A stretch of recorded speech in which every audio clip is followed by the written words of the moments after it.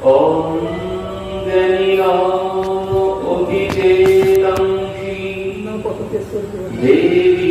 भगवती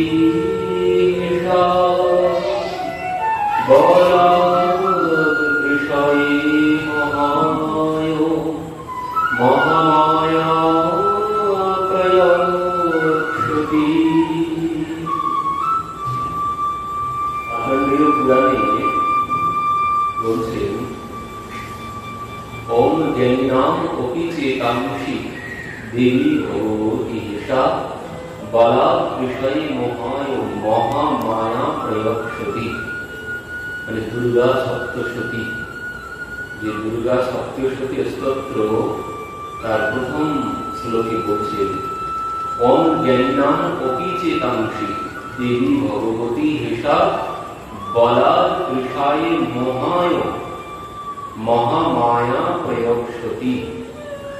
भगवान गीताয় যে কথা বলেছে দৈবী হিসা গুণময়ী মম মায়া দুরত্যয়া, তো সেই ভগবানের মায়ার স্বরূপ কি? সেই ভগবানের মায়া হচ্ছে স্বয়ং ভগবতী দেবী। তার কৃপা ছাড়া কোনদিন এই সংসারের মায়া থেকে মুক্ত হওয়া সম্ভব নয়। সত্য মিথ্যা, কোনটি সত্য আর কোনটি মিথ্যা, এই জ্ঞান লাভ হবে একমাত্র এই ভগবতী মায়ের কৃপাতে। এই মা যদি কৃপা না করেন আমি কিছুতেই সংসারের মায়া কাটিয়ে উঠতে পারব না। আর এই মায়ের কৃপাতেই বললেন সমস্ত সুখ শান্তি সবকিছু। এই মা যদি কৃপা না করেন, ভগবতী দেবী যদি কৃপা না করেন, তো সংসারে কিছুতেই সুখী হওয়া সম্ভব নয়। কারণ এই মায়া মোহ যদি আমার সম্মুখ থেকে দূর না হয়, মায়া তো ওই যেমন গরমের দিনে যেমন ওই সম্মুখে রাস্তায় চলতে চলতে যেমন মনে হয় যে সম্মুখে জল আছে, অধিক ভাবে সম্মুখে জল আছে, কিন্তু যত এগিয়ে যাওয়া হবে জল বলে কোনো কিছু নেই। এই সত্য, এই সত্য অনুভব কখন হবে? বললেন ভগবতী দেবী যতদিন না কৃপা করছে ততদিন এই সত্য উপলব্ধি সম্ভব নয়। ততদিন ওই সুখের আশায় সংসারে সুখের আশায় ছুটতে থাকবো। ওই যে সম্মুখে জল, ওই সম্মুখে সুখ, ভাববো না এতেই সুখ, ওখানে সুখ, কিন্তু কোথাও সুখ বলে এখানে কোনো কিছু নেই, একটি ভ্রম মাত্র। তো এই সত্য উপলব্ধি হবে তখন এই মায়ের কৃপাতে। আর এই মায়ের কৃপা ছাড়া ভগবানকে পাওয়ার অন্য কোনো পথ নেই। অনেক বৈষ্ণবরা বলে আমরা কেন মায়ের আরাধনা করব, মায়ের আরাধনা কেন করব? কিন্তু বৈষ্ণবদের সব থেকে বেশি করে মায়ের আরাধনা করতে হবে, না হলে ভগবানকে পাওয়া সম্ভব নয়। এই ভগবতী মায়ের দুর্গা দেবীর আরাধনা না করলে ভগবানকে পাওয়া কিছুতেই সম্ভব নয়। আরো বেশি করে করতে হবে। যারা বৈষ্ণব হয়েছে, যারা ভগবানকে পেতে চায়, তাদেরকে বেশি করে করতে হবে, না হলে ভগবানকে পাওয়া কিছুতেই সম্ভব নয়। এই ভগবতী দেবী যদি কৃপা না করেন ভগবান পাওয়া সম্ভব নয়। দেবী কৃপা করলেই আমি এই সত্য আর মিথ্যার সংসার সম্পর্কে, তার স্বরূপ সম্পর্কে জ্ঞান আমার তখনই আসবে, তার আগে সম্ভব নয়। আমরা কি গোপীরা, স্বয়ং গোপীরা, তারা তো এক মাস ধরে মায়ের আরাধনা করেছেন। অগ্রহায়ণ মাসে, কার্তিক মাসে তারা তুলসী পূজন করেছে, আর অগ্রহায়ণ মাসে তারা এই দেবীর আরাধনা করেছেন। সেখানে ভাগবত পুরস্কার বলছে। বৈষ্ণবদের আরো বেশি করে এই দুর্গা দেবীর আরাধনা করা প্রয়োজন, তার কাছে কৃতজ্ঞতা জানানো প্রয়োজন। কারণ এই দেবী যদি কৃপা না করতেন, আমরা যে মহাপ্রসাদ পাই জগন্নাথের, আমরা যে জগন্নাথের মহাপ্রসাদ পাই, এই মহাপ্রসাদ পেয়েছি এই দেবীর জন্য, এই ভগবতী দেবীর জন্য। তিনি যদি কৃপা না করতেন আমরা জগন্নাথের প্রসাদ পেতাম না। এই মহাপ্রসাদ পেতাম না, এই মহাপ্রসাদ কেউ পেত না, এই মহাপ্রসাদ কেউ পেত না আগে। এই মহাপ্রসাদ আমরা পেয়েছি একমাত্র এই ভগবতী দেবীর কৃপাতে। তিনি বিমলা দেবী রূপে বসে আছেন, তিনি তার মতো ভক্ত আছে, তাই তিনি যদি কৃপা না করেন ভগবানকে পাওয়া সম্ভব নয়। তিনি কত বড় ভক্তি তার মধ্যে দেখুন ভগবানের প্রতি।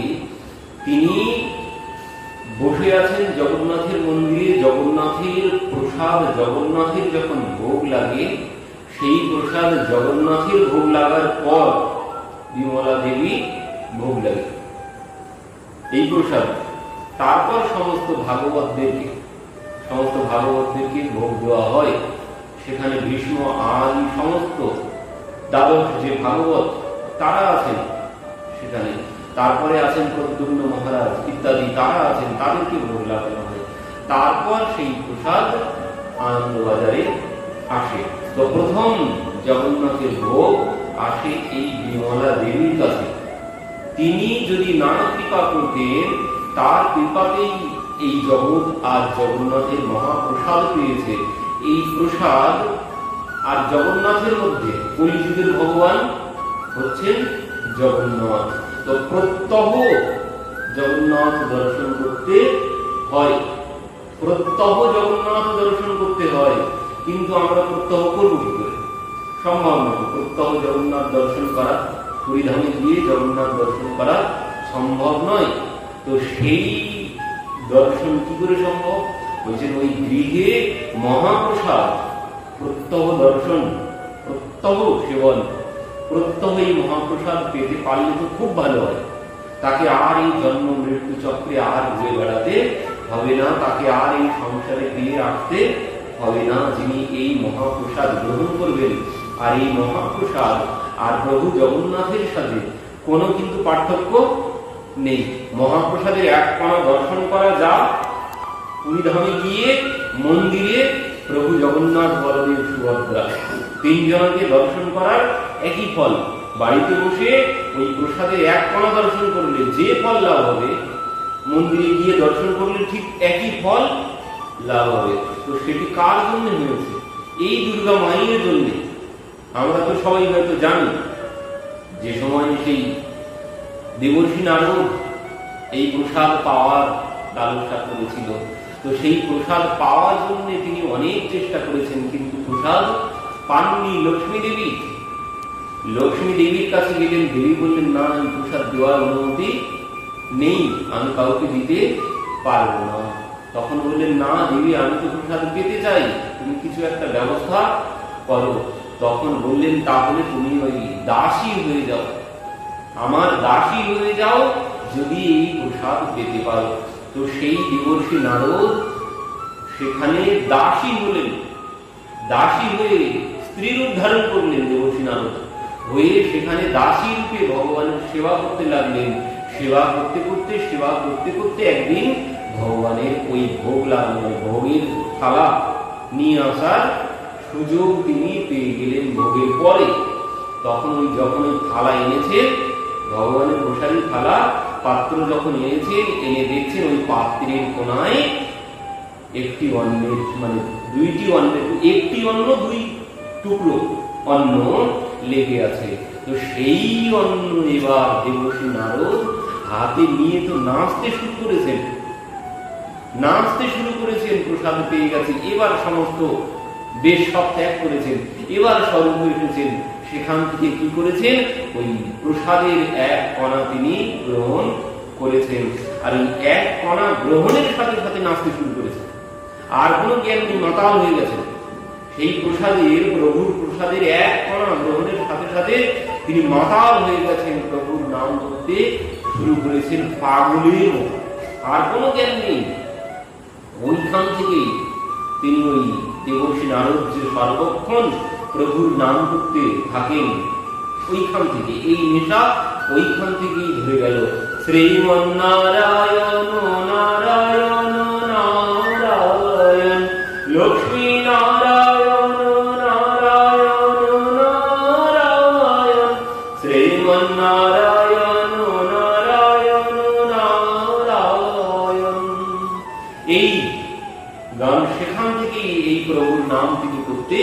শুরু করলেন।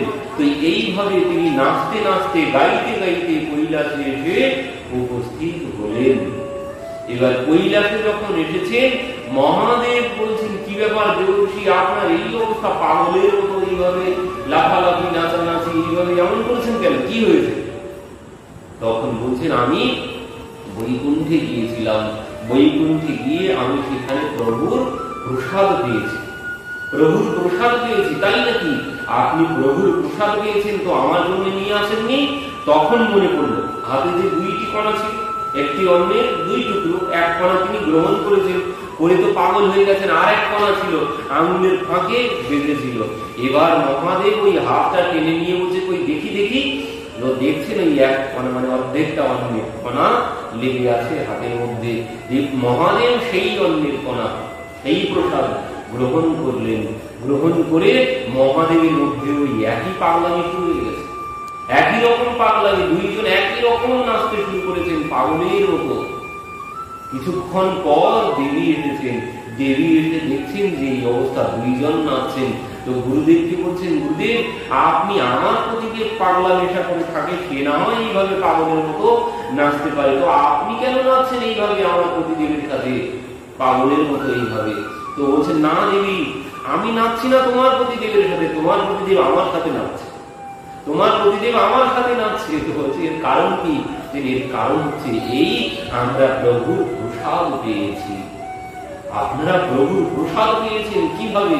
তো বললেন, এইভাবে, সব খুলে বললেন, এইভাবে আমি প্রভুর প্রসাদ পেয়েছি। তো বলছেন, কই আমার জন্য রাখেনি? বলছেন, না, আর তো নেই।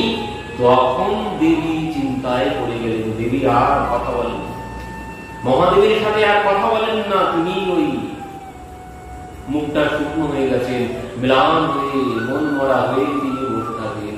তো কিছুদিন পর মহাদেব বলছেন, দেবী এমন কেন অবস্থা তোমার? তখন বলছেন, এই ঘটনা, আমি প্রসাদ পেতে চাই, আমি প্রভুর প্রসাদ পেতে চাই। তখন মহাদেব বলছেন, দেবী তুমি তার জন্য তপস্যা করতে শুরু করে দাও। আর আমি দেখতে পাচ্ছি তোমার কৃপাতেই এই প্রভুর প্রসাদ কেউ তো পায় না, আমি দেখতে পাচ্ছি তোমার কৃপাতেই সমস্ত জগৎ এই মহাপ্রসাদ, প্রভুর প্রসাদ লাভ করবে। তো তুমি তার জন্য তপস্যা শুরু করে দাও। এই কথা শ্রবণ করে দেবী তপস্যা শুরু করে দিলেন। সেই তপস্যায় ভগবান সন্তুষ্ট হয়ে দর্শন দিলেন। তখন বললেন, দেবী কি চাও?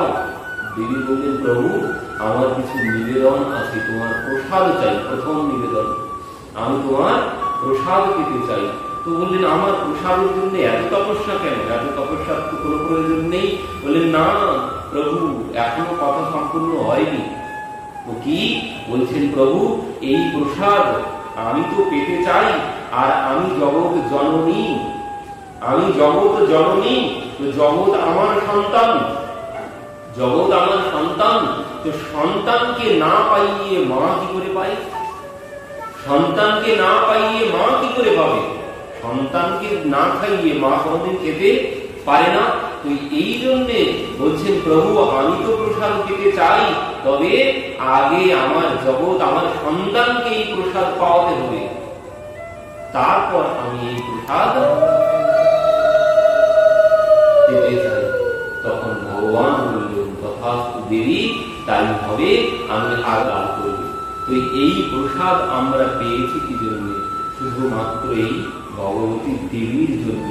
তিনি যদি কৃপা না করতেন, আমরা এই মহাপ্রসাদ কিছুতেই পেতাম না, শুধুমাত্র এই দেবীর কৃপাতে। তো এই জন্যে যারা ভগবানকে পেতে চায়, তাদের বেশি বেশি করে এই 9 দিন দেবীর আরাধনা করা প্রয়োজন। এই 9 দিন, এই যে নবরাত্রির ব্রত, এই নবরাত্রির ব্রত করে ওই দক্ষ মহারাজ দেবীকে কন্যা রূপে পেয়েছেন। এই নবরাত্রির ব্রত, এই 9 দিন ব্রত করে দক্ষ মহারাজ দেবীকে কন্যা রূপে পেয়েছিলেন। যে দেবী আবির্ভূতা হয়েছিলেন দেবতাদের আহ্বানে, যে দেবী দেবতাদের আহ্বানে আবির্ভূতা হয়েছিলেন।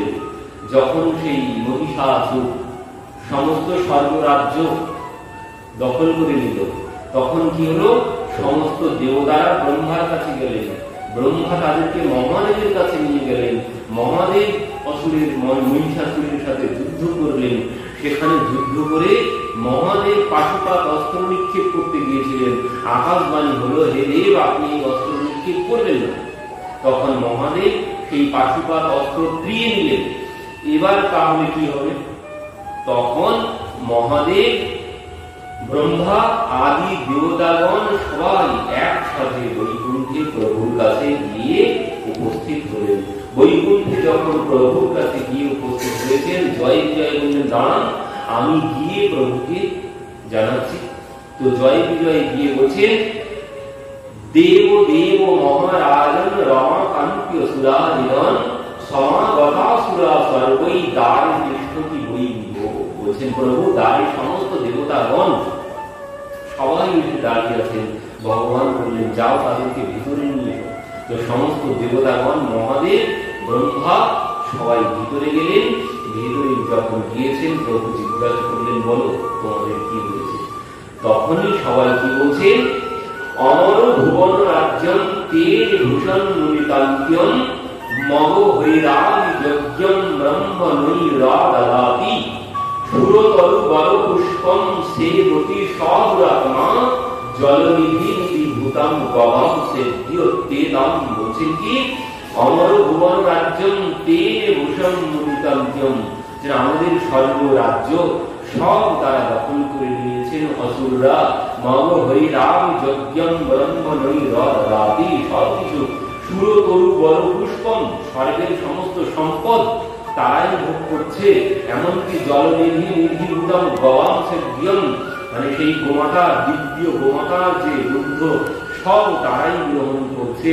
এই কথা শ্রবণ করে কি হলো, ভগবান ক্রোধে ভগবানের মুখটা রক্ত জবার মতো লাল হয়ে গেছে। এই কথা শ্রবণ করে অসুররা এইভাবে সমস্ত স্বর্গের সুখ সম্পদ ভোগ করছে। এই শ্রবণ করে ভগবানের মুখপদ্ম যখন রক্ত বর্ণ ধারণ করেছেন, তখন কি হলো, সাথে সাথে সেখানে ব্রহ্মাও দাঁড়িয়েছিলেন, সেখানে মহাদেব দাঁড়িয়েছিলেন, তাদেরও মুখমণ্ডল রক্তবর্ণ ধারণ করলো। এমনকি সাথে সাথে সমস্ত দেবতাগণের মধ্যেও এই ক্রোধ বিস্তার হলো। সমস্ত দেবতাগণ থেকে, ভগবান থেকে কি বলছেন, ততোতিক পূর্ণস্ব চক্রেণ বদনা ততা নিশ্চক্রম মহত্তেজ ব্রহ্মণ শঙ্করস্ব চ অন্যেষাং চৈব দেবানাং শঙ্করাদিনাং শরীরত্বা নির্গতং সুমহত্তেজ চৈত্যং সমগচ্ছত। কি বলছেন, অতুলম তত্তেজ, বলছেন সেখানে অতুলম তত্তেজ পর্বত আকার ধারণ করলেন। কি বললেন, অন্যেষাং চৈব দেবানাং শঙ্করাদিনাং শরীরতঃ নির্গতং সুমহত্তেজ চৈত্যং সমগচ্ছত। বলছেন সেখানে একস্ত্যং তদ্ভুর্নানি ব্যক্তং ত্রৈলোকত্রিষা, মানে ত্রিলোক বিস্তার করে এক দিব্য জ্যোতির আবির্ভাব হলো। আর সেই জ্যোতিতে সমস্ত দেবতাদের চোখ বন্ধ, মানে আলোর চোখ বন্ধ হয়ে যায়। তো তারা আর কেউ কোনো কিছু দেখতে পাচ্ছে না সেই দিব্য জ্যোতিতে। এমন সময় কি হলো, তাদের অঙ্গ থেকে জ্যোতি নির্গত হলো। প্রথমে ভগবানের অঙ্গ থেকে জ্যোতি নির্গত হলো, ব্রহ্মা, মহাদেব, তারপর সমস্ত দেবতা। তো সবার অঙ্গ থেকে দিব্য যে জ্যোতি নির্গত হলো, সেই জ্যোতি ত্রিলোক বিস্তারিত হয়ে গেল। তো সেই জ্যোতি থেকে যে দেবীর আবির্ভাব হলো, তো সেই দেবী হচ্ছেন এই শক্তি স্বরূপা দেবী। তো সেই এইবার একটা তত্ত্ব দেখুন, এখানে এই মহামায়ার আরাধনা করলে কি হয়, এই মহামায়ার আরাধনা করলে কি হয়, মানে আর কাউকে বাকি থাকছে না, কিন্তু কারো আরাধনা বাকি থাকছে না। এই দেবীর আরাধনা করলে আর কারো আরাধনা বাকি থাকছে না, মানে সবার পূজা হয়ে যাচ্ছে। এই দেবীর মধ্যে সবার শক্তি আছে, সমস্ত দেবতা, এমনকি ভগবান, ব্রহ্মা, বিষ্ণু, মহেশ্বর, মানে তিনজনের শক্তি আর সমস্ত দেবতার শক্তি এই দেবীর মধ্যে আছে। তাহলে এক দেবীর আরাধনা করলে সমস্ত দেব দেবতা সবার ব্রহ্মা বিষ্ণু মহেশ্বর আদি যত দেবতা আছে সবার পূজা হয়ে যাচ্ছে। এই জন্যে এই দেবীর আরাধনা করলে এত লাভ হয়, এত লাভ হয়। কারণ কি? কারণ পরবর্তীতে বলছেন কি কি লাভ হয়। ওই যে আমরা শুনেছি না, নিদ্রা রূপেণ সংস্থিত। এই যে চণ্ডীপাঠ, চণ্ডীপাঠ কে করেছিলেন? চণ্ডীপাঠ প্রথম ব্রহ্মা করেছিলেন। ব্রহ্মা যখন ওই মধু আর কৈটব আবির্ভূত হলো, মধু কৈটব কি করলো? তারা প্রথমে বাগদেবীর আরাধনা করলেন। বাগদেবী তাদের ইচ্ছা মৃত্যুর বর দিয়েছিলেন। তো ইচ্ছা মৃত্যুর বর নিয়ে তারা ব্রহ্মার উপরে আক্রমণ করেছে। বলছে তুমি এখান থেকে নামো, আমরা বসবো, আর না হলে তোমাকে আমাদের সাথে যুদ্ধ করতে হবে। ব্রহ্মা বলছেন সে কি, আমি যুদ্ধ করব? আমি কি করে যুদ্ধ করবো তোমাদের সাথে? তাহলে নেমে যাও, এই পদ্মের উপরে আমরা বসবো। মধু কৈটব দেখছেন তো আর কোনো কিছু নেই, তো সেখানে শুধু জল ছাড়া কোনো কিছু নেই। পদ্মের উপরে ব্রহ্মা বসে আছেন। তো এবার ব্রহ্মাকে নামিয়ে দিয়েছেন, তারা বসেছেন। ব্রহ্মা গিয়ে ভগবানের কাছে গেছেন। ভগবানের কাছে গিয়ে দেখছেন ভগবান তো অনন্ত শয্যায় কাল নিদ্রায় নিমগ্ন। লক্ষ্মী দেবী পাশে ঘুমাচ্ছেন, ভগবান ঘুমিয়ে আছেন, লক্ষ্মী দেবী ঘুমিয়ে আছেন। ব্রহ্মা অনেক ডাকাডাকি করেছেন, কিছুতেই ঘুম ভাঙাতে পারেননি। কিছুতেই যখন ঘুম ভাঙছে না, তখন ব্রহ্মা চিন্তা করতে শুরু করলেন যে প্রভুর মায়াতে জগৎ মোহিত, যে প্রভুর মায়াতে জগৎ মোহিত, সেই প্রভু কার মায়ায় এইভাবে মোহিত হয়ে নিদ্রিত অবস্থায় আছেন। তখন তিনি সেই নিদ্রা দেবীর আহ্বান করলেন। এই যে চণ্ডীপাঠ, এই চণ্ডীপাঠ সব নিদ্রা দেবীর স্তুতি। এই যে যোগমায়া, এই যোগমায়া কেউ না, নিদ্রা রূপেরও সংস্থিত নিদ্রা দেবী। এই যোগমায়া হচ্ছে নিদ্রা দেবী। নিদ্রা ছাড়া জগৎ থাকবে? নিদ্রা ছাড়া জগৎ কিছুতেই চলবে না। 3 দিন 4 দিন 5 দিন 1 সপ্তাহ পরে ঘুমাতে যদি না পারি তো বলা বলে হরিবল হয়ে যাবে। তো একমাত্র নিদ্রা দেবী আছে বলে এই জগৎ আছে। তো যে নিদ্রা দেবী ভগবানকে মোহিত করেছে, তার প্রিয়া লক্ষ্মী দেবীকে মোহিত করেছেন, তার নিদ্রায় তার মায়ার দ্বারা ভগবান মোহিত। তো এই সেই নিদ্রা দেবীর মায়া ভঙ্গ করার জন্য স্বয়ং ব্রহ্মাই চণ্ডীপাঠ করেছিলেন। তো সেই ব্রহ্মার স্তুতিতে ভগবানের মোহ ভঙ্গ হলো। ভগবান বলছেন বলো কি হয়েছে? তখন বলছেন প্রভু এই ঘটনা আমার তো তাড়িয়ে দিয়েছে, পদ্ম থেকে আমাকে নামিয়ে দিয়েছে। তো প্রভু তুমি কিছু একটা ব্যবস্থা করো। ভগবান এসেছেন, ভগবান এসে যুদ্ধ করলেন 5000 বছর মধু আর কৈটবের সাথে। কিচ্ছু করতে পারেনি ভগবান, কোনো কিছু করতে পারেনি। মধু কৈটব এত শক্তিশালী ছিল। পরবর্তীতে ভগবান নিজেই দেবীর আরাধনা করতে শুরু করলেন। ব্রহ্মা যে দেবীর আরাধনা করেছিলেন, যে দেবী ভগবানকে ছেড়ে চলে গেছেন, সেই দেবীর আরাধনা এবার স্বয়ং ভগবান শ্রীহরি নারায়ণ করতে শুরু করেছেন। তখনই সেই দেবী পুনরায় আবির্ভূতা হয়েছেন। হয়ে প্রভুকে বললেন প্রভু এরা আমার শক্তিতে বলিয়ান হয়েছে, তো আমি ব্যবস্থা করছি। তখন কি করলেন? দেবী মায়া বিস্তার করলেন। আর যেই দেবী মায়া বিস্তার করেছেন, ভগবান মধু কৈটবকে বলছেন দেখো আমি যে এতদিন তোমাদের সাথে যুদ্ধ করলাম, আমি ক্লান্ত হয়ে পড়েছি, আমি একটু বিশ্রাম করি, তোমরা একটু শান্ত হও। কারণ তোমরা 2 জন যুদ্ধ করছো আর আমি একা, আমি তো পেরে উঠছি না, তো আমাকে একটুখানি তোমরা বিশ্রাম নিতে দাও। এই বলে তারা বলছেন ঠিক আছে তুমি বিশ্রাম নাও। তো এবার কিছুক্ষণ পর ভগবান বিশ্রাম নিতে নিতে বলছে দেখো তোমাদের যুদ্ধ কৌশলে আমি অত্যন্ত প্রসন্ন হয়েছি, আমি তো মোহিত হয়ে গেছি। আমি যুদ্ধ করলাম, তোমরা আমাকে হারিয়ে দিতে, আমি তোমাদের কাছে হেরে গেলাম। তো তোমরা আমার কাছে বর চাও। তোমাদের কাছে তোমাদের যুদ্ধ কৌশলে আমি অত্যন্ত মোহিত হয়ে গেছি। তো তুমি বলো তোমরা 2 জন যা চাইবে আমি তোমাদেরকে সেই বর প্রদান করবো। আর এই কথা যেই বলেছেন, সঙ্গে সঙ্গে মধু আর কৈটব হো করে হেসে উঠেছেন। তুমি কি বর দেবে আমাদের? তুমি আমাদের কাছে যুদ্ধে হেরে গেছো, তুমি কি এই দেবীকে দেখে এখন কি শক্তিমান সাজছো না? শক্তিমান সাজার নাটক করছো? বর যদি দিতে হয় তুমি আমাদের কাছে চাও, আমরা বর দেব। তুমি কি বর দেবে? তুমি এতদিন যুদ্ধ করলে আমাদেরকে হারাতে পারোনি, বরং তুমি হেরে গেছো। তুমি কি বর দেবে? আমরাই বর দেবো, বর যাও। এই যেই বলেছেন ভগবান বলছেন তুমি বর দেবে, তোমরা দুইজন আমাকে বর দেবে? হ্যাঁ, আমরা দুইজন তোমাকে বর দেবো। তুমি কি ভেবেছো? তুমি আমাদের কাছে হেরে গেছো, তো তুমি বর চাও।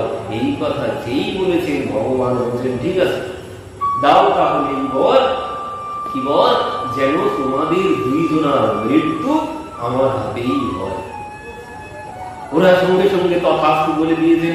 আর যেই তথাস্তু বলেছেন কেন? ওই দেবীর মায়া দ্বারা, মায়া এসে মোহিত করেছিল, সেই জন্য তারা তথাস্তু বলে দিয়েছেন। কিন্তু বলার পরেই সঙ্গে সঙ্গে চেতনা এসেছে, হায় হায় আমরা কি বলে ফেললাম। সঙ্গে সঙ্গে বলছেন দেখো, আমরা তো তোমাকে বর দিয়েছি, কিন্তু একটা শর্ত আছে। কি শর্ত? তুমি আমাদের দুইজনকে মারতে পারবে, আমরা তোমার হাতেই মৃত্যুবরণ করব। কিন্তু শর্ত হচ্ছে, যদি তুমি আমাদেরকে ভূমির উপরে রেখে মারতে পারো, জলের উপরে তুমি মারতে পারবে না আমাদের দুইজনকে। ভগবান বললেন ঠিক আছে, তোমাদের দুইজনকে আমি জলের উপরে মারব না। কারণ তারা দেখেছে জল ছাড়া তো কোনো কিছু এখানে নেই। ভূমি কোথায় পাবে? ভূমি তো নেই, চারিদিকে শুধু জল, একদম জল ছাড়া আর কোনো কিছু নেই। মহাপ্রলয় মানে এই অন্য কল্পের কথা, এই কল্পে নয়। তো সেই কল্পে সমস্ত শক্তির আধার ছিল দেবী। এক এক কল্পে ভগবান এক একজনকে দায়িত্ব দেন, আর সেই দায়িত্ব অনুযায়ী এক কল্পে মহাদেব সৃষ্টি করেছেন, এক কল্পে দেবী সৃষ্টি করেছেন। তার থেকেই সব সৃষ্টি বিস্তার হয়েছে। তাই বলে তাকে সর্বস্ব ভেবে নিলে ভুল হবে। তো সেই কল্পে দেবী সবকিছু সর্বে সর্বা। তো সেবা তখন কি হলো? ভগবান কি করলেন? ওই মায়া বিস্তার করে, চারিদিকে জল ছাড়া কোনো কিছু নেই, তখন ভগবান কি করলেন? নিজের উরু বিস্তার করতে শুরু করলেন। বিশাল চারিদিকে নিজের উরু বিস্তার করে দিয়েছেন। মধুয়া দুইটাও দেখছেন কোথাও তো জল ছাড়া আর কোনো কিছু নেই। তখন সেই মধুয়া দুইটাকে ভগবান নিজের উরুর উপরে বল করলেন। পরবর্তীতে সেই মধুয়া কৈটব থেকে কি হলো? ওই মধু কৈটবের শরীর থেকে, এই রক্ত মাংস থেকে, মধু কৈটবের মেদ থেকে এই মেদিনীর আবির্ভাব হল। এই জন্যে ভূমি কিন্তু অপবিত্র, কারণ অসুরের মেদ মাংস থেকে এই ভূমির সৃষ্টি। এই জন্য ভূমি অপবিত্র। এই জন্য কোনো কিছু মঙ্গল কার্য করতে গেলে গোবর মাটি দিয়ে ভূমি পবিত্র করতে হয়। এই জন্য মা গোপালকে বলেছিল, তুই মাটি খেয়েছিস, আর কিছু খাওয়া পেলি না। এই জন্য বলেছিল, কারণ মাটি অপবিত্র, সেই জন্য। তো এইভাবে দেবী ভগবান মধু আর কৈটবকে বধ করলেন।